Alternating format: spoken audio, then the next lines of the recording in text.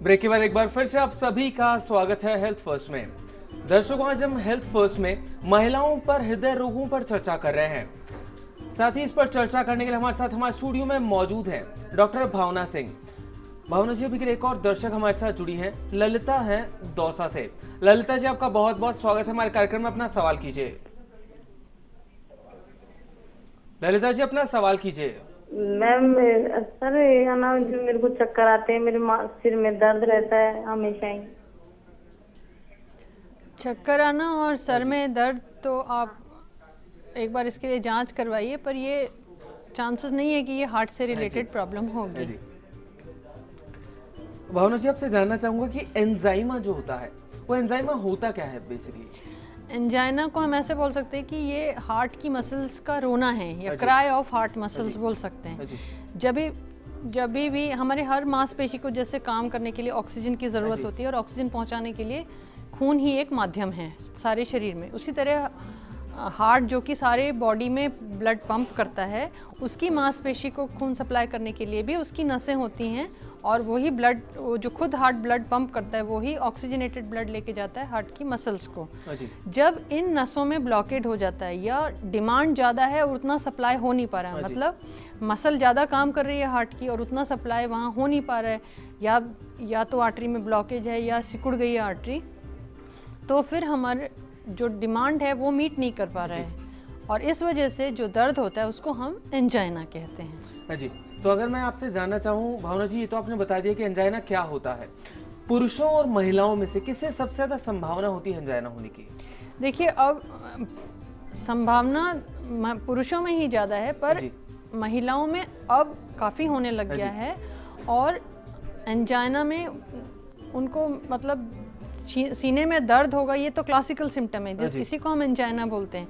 लेकिन आजकल शुगर ज़्यादा रहने लग गया, ज़्यादा लोगों को शुगर होती है, डायबिटीज़ होती है, तो उनमें क्लासिकल सिम्टम जैसे कि छाती में दर्द, या penetrating chest pain going up to the back, या हाथ कंधे में दर्द, जरूरी नहीं कि दर्द ही हो, उन्हें भारीपन भी महसूस हो सकता है।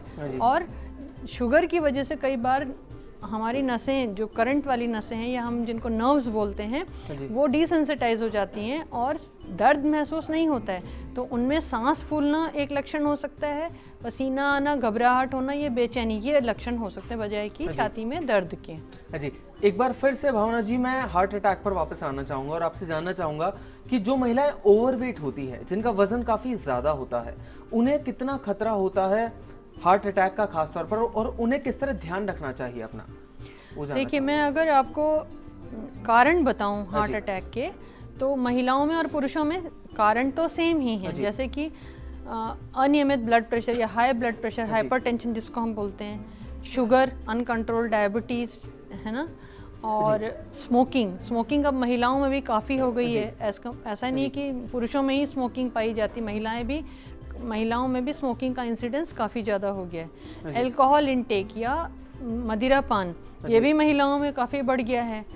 इसके अलावा ओबेसिटी, एब्डोमिनल ओबेसिटी या ट्रंकल ओबेसिटी जिसको हम बोलते हैं, तो वो ओबेसिटी महिलाओं में ज़्यादा पाई जाती है बनिस्बत की पुरुषों में, और वो भी एक बहुत बड़ा कारण है एंजाइना या चेस्ट पेन होने के लिए। और मोटापे से मैं आपको एक बात बता दूं कि मोटे लोगों को मोटापे की वजह से जो शरीर में इंसुलिन बनता है, वो ना काफ़ी होता है हमारी शुगर को मेटाबोलाइज करने के लिए, तो इसलिए मोटे लोगों को डायबिटीज़ होने का भी खतरा ज़्यादा है। तो इसलिए मोटापा एक मेजर वजह है जिससे कि महिलाओं में अब ज़्यादा हार्ट अटैक के इंसिडेंसेस होने लग गए हैं। जी, भावना जी, आपसे जानना चाहूँगा, किसी भी व्यक्ति का और या फिर खासतौर पर महिलाओं का डेली रूटीन किस तरह का होना चाहिए अगर वो हार्ट अटैक से बचना चाहते हैं? तो देखिए, सबसे इम्पॉर्टेंट है, हम आज जो लाइफस्टाइल हो गई उसे हमें चेंज करना है। जैसे कि हमारी सेडेंटरी लाइफस्टाइल जिसको बोलते हैं, कि हम आराम करते हैं, हम ज़्यादा हिलना डुलना नहीं है, डेस्क वर्क या पेपर वर्क या टेबल वर्क ज़्यादा करना पड़ता है, तो इसके लिए हमें सबसे पहले अपनी दिनचर्या नियमित करनी चाहिए। अर्ली सुबह जल्दी उठना, नियम से खाना खाना और जल्दी सोना, प्लस उसमें कितना भी बिजी आपका शेड्यूल हो, कुछ फिजिकल एक्टिविटी या एक्सरसाइज हम जरूर इंक्लूड करें अपने डेली रूटीन में, जैसे कि 30-35 मिनट की वॉक या स्विमिंग या जॉगिंग या साइकिलिंग अगर हम दिन में एक बार करें और हफ्ते में 5 दिन करें तो काफ़ी है हमारे फिजिकल एक्टिविटी वो। जी, तो भावना जी ये तो आपने बता दिया कि डेली रूटीन कैसा होना चाहिए। साथ ही अभी के लिए एक दर्शक हमारे साथ जुड़ी हैं, उर्वशी जी हैं अजमेर से। उर्वशी जी आपका बहुत बहुत स्वागत है हमारे कार्यक्रम में, अपना सवाल कीजिए। उर्वशी अपना सवाल कीजिए। हेलो जी, अपना सवाल कीजिए उर्वशी। जी, मेरी मम्मी को वो डायबिटीज की प्रॉब्लम है, तो इसमें मैं जानना चाहती थी कि हार्ट डिजीज में क्या क्या मतलब हो सकता है, क्या इसमें सही कोई खतरा है? हाँ, डायबिटीज़ अकेला ही एक काफ़ी बड़ा रिस्क फैक्टर है महिलाओं में हार्ट अटैक के लिए।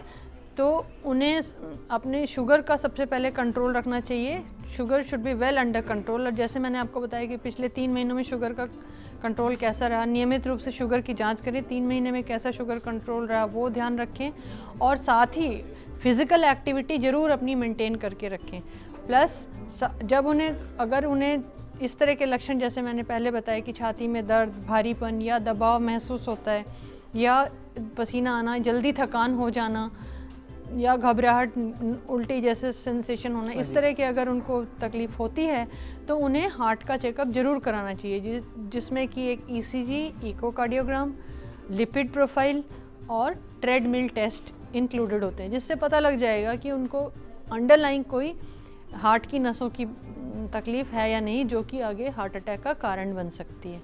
जी भावना जी, आपसे अंत में मैं जानना चाहूँगा कि किसी भी व्यक्ति को, वो चाहे महिला हो या फिर पुरुष हो, उन्हें किस तरह ध्यान रखना चाहिए अपना खुद का, जिससे उन्हें हार्ट अटैक से संबंधित कोई भी समस्या ना हो? जो हमने आपको रिस्क फैक्टर्स बताए उनका पहले तो हमें निवारण करना चाहिए, जैसे ब्लड प्रेशर, डायबिटीज़ का कंट्रोल, स्मोकिंग बंद करनी चाहिए, अल्कोहल कंजम्पशन मिनिमाइज करना चाहिए या बंद करना चाहिए। और स्ट्रेस को कम्बैट करने के लिए, स्ट्रेस ख़त्म करने के लिए योगा या मेडिटेशन की सहायता ले सकते हैं। नकारात्मक या डिप्रेशन के जो मरीज़ होते हैं उन्हें पॉजिटिविटी लाइफ में ढूंढनी चाहिए, पॉजिटिव एटीट्यूड रखना चाहिए लाइफ में। इसके अलावा खान पान में बहुत एक्सरसाइज करनी चाहिए और खान पान के लिए जो उन्हें सावधानी बरतनी चाहिए, जैसे कि हमारी डाइट कैसी होनी चाहिए। It should be rich in proteins, low in carbohydrate and very low और मिनिमल इन फैट। ट्रांस फैट जो कि ज़्यादातर बेकरी प्रोडक्ट्स में पाया जाता है, पिज़्ज़ा में, बर्गर में, ये सब अवॉइड करने चाहिए। हमें हरे और कलरफुल सब्जियां सब खानी चाहिए, जिससे कि मल्टीविटामिन और एंटीऑक्सीडेंट्स हमारे शरीर में पहुंचते रहें। इसके अलावा जैसे अंकुरित दाल, अनाज है, अंकुरित अनाज, अंकुरित मेथी बहुत फ़ायदा करती है। वो आपके खून को पतला रखती है, प्लस आपको एंटीऑक्सीडेंट्स प्रदान करती है और आपकी वो फिलिंग भी होती है काफ़ी, और फैट का एब्जॉर्प्शन इंटेस्टाइन से कम करती है, जिससे कि जो आप फैट आपका जा भी रहा है खाने में वो कम एब्जॉर्ब होगा और कम आपके रक्त में पहुंचेगा। इसके अलावा कुछ सब्जियां जैसे पालक है और कलरफुल सब्जियां, वो सब आपको हार्ट अटैक से प्रोटेक्ट करती हैं। लहसुन खून को पतला रखता है, कोलेस्ट्रॉल और चर्बी को कम करता है। बहुत बहुत शुक्रिया भावना जी हमें सारी जानकारी देने के लिए। हमारे जितने भी जो दर्शक अभी आपको देख रहे हैं, तो दोस्तों आशा करते हैं कि हमारा शो आपको बहुत पसंद आया होगा। भावना जी आपका बहुत बहुत शुक्रिया हमारे शो में आने के लिए और हमारे जितने भी जो दर्शक हैं, खासतौर पर महिलाओं को हार्ट अटैक से संबंधित इतनी महत्वपूर्ण जानकारी देने के लिए। Thank you. तो दोस्तों अगर आप भी जानना चाहते हैं अपनी बीमारी से संबंधित कोई भी जवाब, तो आप भी हमें कॉल कर सकते हैं, आप हमें ईमेल भी कर सकते हैं। हमारा ईमेल आईडी है healthfirst@firstindianews.com। फिर मिलेंगे आप सभी से किसी नई बीमारी के इलाज के साथ। एक बार फिर से होगी आप सभी से मुलाकात। तब तक के लिए दीजिए इजाजत। नमस्कार।